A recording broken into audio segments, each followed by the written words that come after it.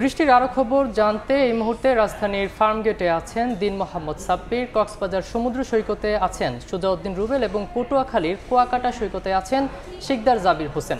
সরাসরি শুরুতে যাচ্ছি সাব্বিরের কাছে।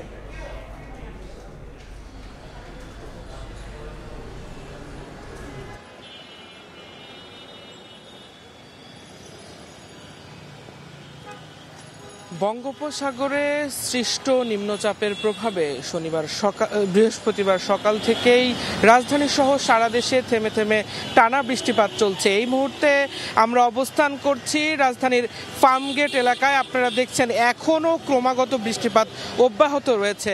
এই বৃষ্টিপাতের কারণে যে নগরবাসীর স্বাভাবিক জীবনযাত্রা ব্যাহত হচ্ছে, অর্থাৎ কর্মজীবী মানুষ, স্কুল কলেজ বিশ্ববিদ্যালয়গামী শিক্ষার্থী এবং খেটে খাওয়া দিনমজুর মানুষদের জীবনযাত্রায় আসলে এই বৃষ্টির ব্যাপক প্রভাব পড়েছে।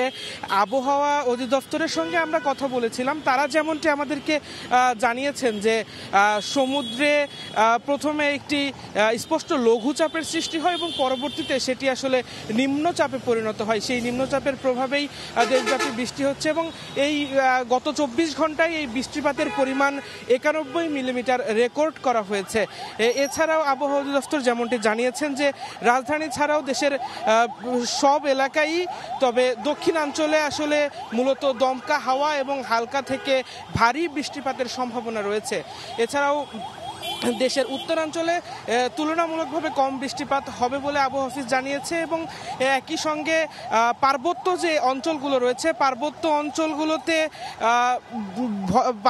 অঞ্চলগুলোতে ভারী বৃষ্টিপাত এবং একই সঙ্গে পাহাড় ধসের আশঙ্কা রয়েছে বলে আমাদেরকে আবহাওয়া অফিস সূত্রে জানিয়েছে। এছাড়াও সমুদ্র বন্দরগুলোতে 2 নম্বর এবং সমুদ্র বন্দরগুলোতে 3 নম্বর এবং নৌবন্দরগুলোতে 2 নম্বর সতর্ক সংকেত দেখিয়ে যেতে বলা হয়েছে। তো এই ছিল রাজধানী থেকে আমার কাছে। এখন আমরা চলে যাব কক্সবাজারে, সেখানে রয়েছেন সহকর্মী সুজাউদ্দিন রুবেল। কক্সবাজারে কিন্তু বেলা 11টা থেকে যে ঝড়ো বাতাস কিংবা ঝড়ো বৃষ্টি শুরু হয়েছে সেটি এখনো পর্যন্ত অব্যাহত রয়েছে। সকাল 11টা থেকে আমরা দেখতে পেয়েছি সমুদ্রের যে উত্তাল ঢেউ সেটি কিছুটা হলেও কমেছে, কিন্তু আমরা লক্ষ্য করছি বেলা যতই বাড়ছে ততই কিন্তু ঝড়ো বৃষ্টি কিংবা ঝড়ো বাতাসের যে মাত্রা সেটি কিন্তু বেড়েই চলেছে।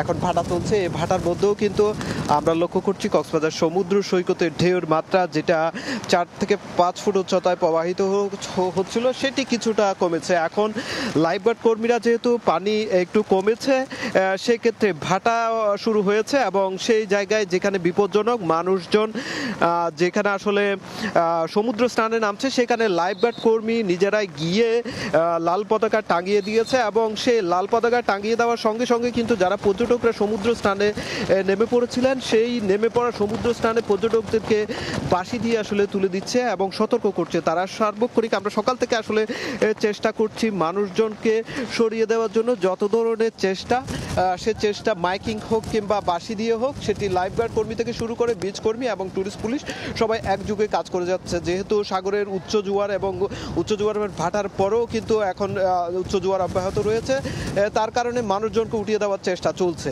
আবহাওয়া অফিস সূত্রে আমরা যেটি জানতে পেরেছি সকাল 9টা পর্যন্ত গত 24 ঘন্টায় 91 মিলিমিটার বৃষ্টিপাত হয়েছে এবং সেটি আরও বেশি আগামী 2-1 দিন আরও বেশি বৃষ্টি কিংবা ঝড়ো বৃষ্টি সেটি অব্যাহত থাকবে সেটি বলা হচ্ছে।